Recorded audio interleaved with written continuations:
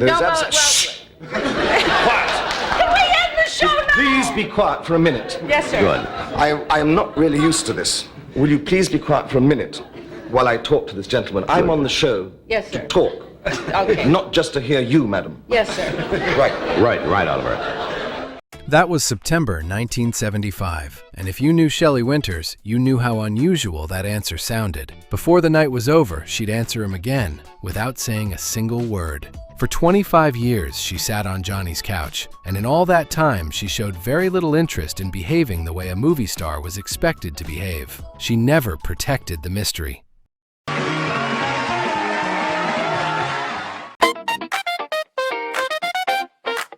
By the summer of 1987, Johnny had watched Shelley take conversations in unexpected directions for years, and he still never seemed entirely sure where she'd go next. That June, he'd quietly married for the 4th time in a private ceremony in Malibu. He'd barely spoken about it publicly. Shelley had been on the couch for about a minute when she brought it up.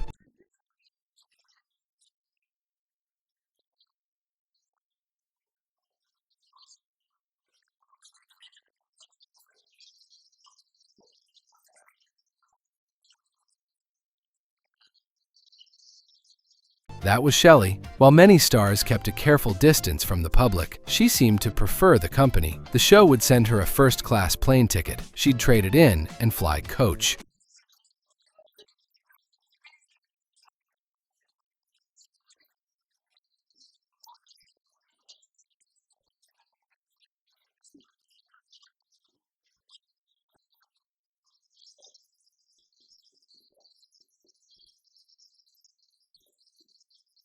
There was no grand entrance and no movie star remove. She simply arrived and started talking. Years earlier, though, she'd been given very different advice, and according to the story she told Johnny, it came from Charlie Chaplin.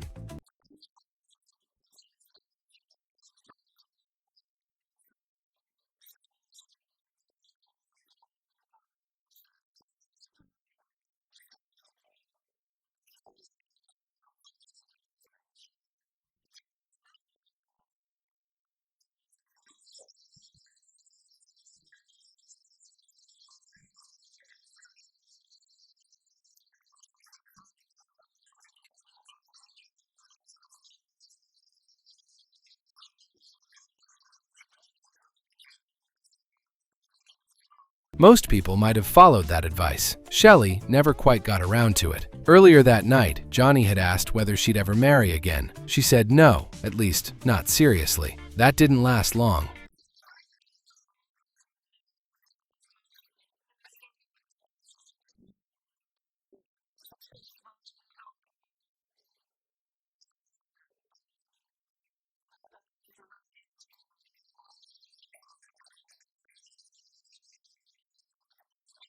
She'd also come to talk about a new book, and the way she introduced it sounded like part invitation, part warning.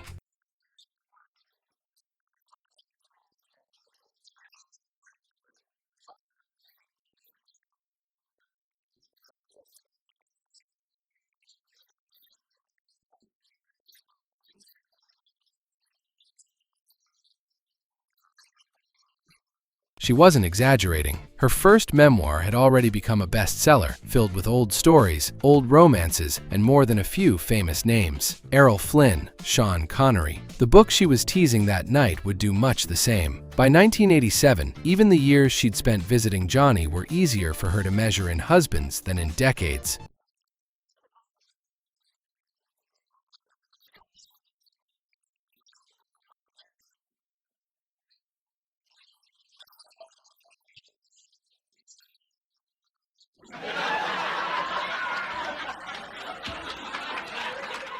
A plane seat, a year, a husband or two. Shelley had a habit of remembering things in her own way, and 3 years earlier, Johnny had seated her beside a young actress Shelley was certain she'd never met. The movie Ghostbusters had just opened, and it was Annie Potts's first appearance with Johnny. Shelley Winters was seated beside her. Johnny had barely finished the introductions when Shelley leaned over, trying to work out where she'd seen Annie before. Now, where'd you study acting? No, Shelley coaches acting, you know. Yes, I know. And she's a very good coach. I know you from somewhere. Otherwise, I've seen you in some great movies. I can't remember which. Well, maybe it was one we did together.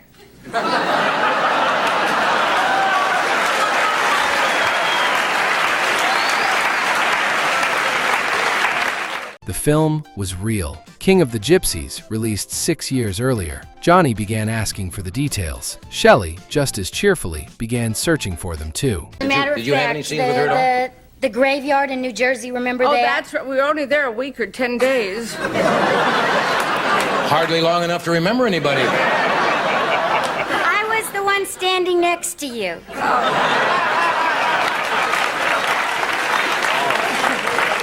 But you were holding an umbrella? Yes! That's it!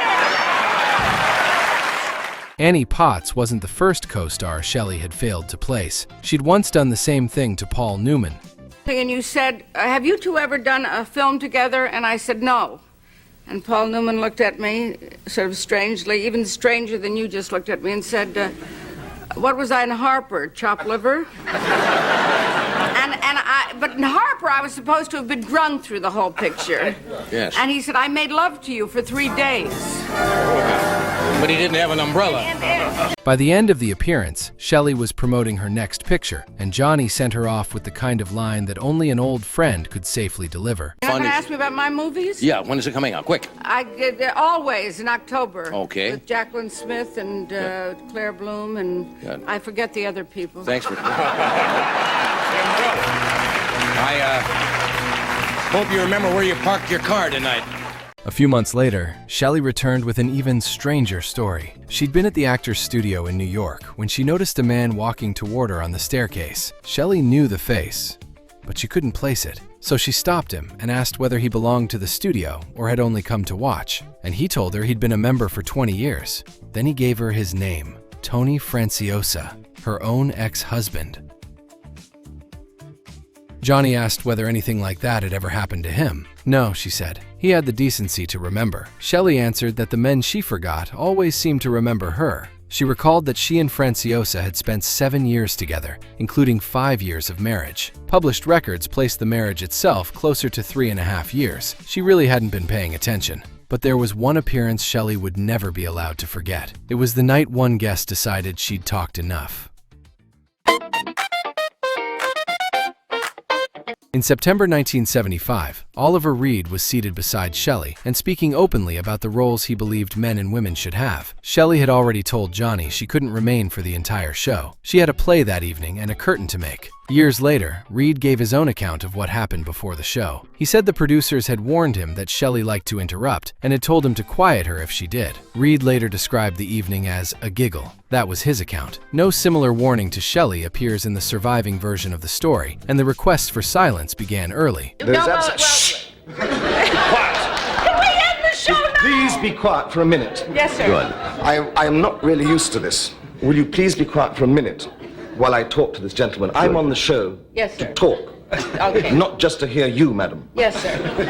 Right, Oliver. Yes, sir. She said it twice. She didn't mean it either time. What she did mean was still 9 minutes away. Reed, meanwhile, continued. Women's liberation, madam, will never survive. Not while I'm in the kitchen. This could turn out to be a hell of a fight tonight.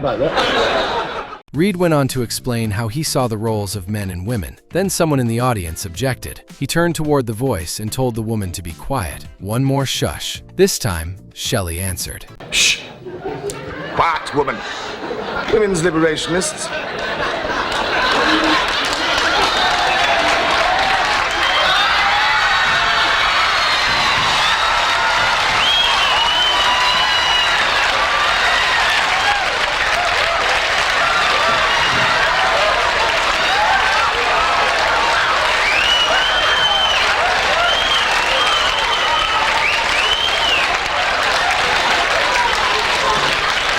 When the applause settled, Reed picked up exactly where he'd left off. I think that women's liberationists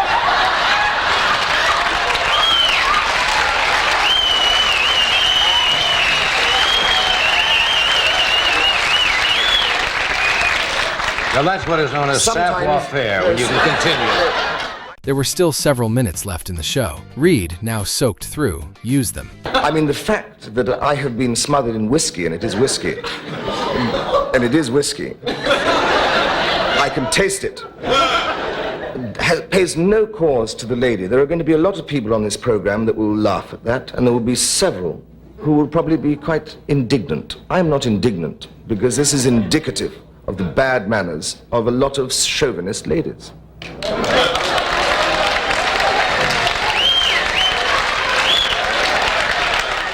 The advice Shelley described was that the dream disappears once an audience knows too much about a star. Shelley spent 25 years on Johnny's couch testing the opposite idea. Viewers came to know the stories, the marriages, the forgotten faces, the whiskey, and Johnny's word for all of it. But there was another side they rarely saw. That same year, away from the cameras, Shelley traveled to Amsterdam with the Academy Award she'd won for The Diary of Anne Frank and donated it to the Anne Frank House. More than 15 years earlier, during the making of the film, she'd made a promise to Anne's father, Otto Frank. For all the noise she made on Johnny's couch, she'd been quietly keeping that promise ever since.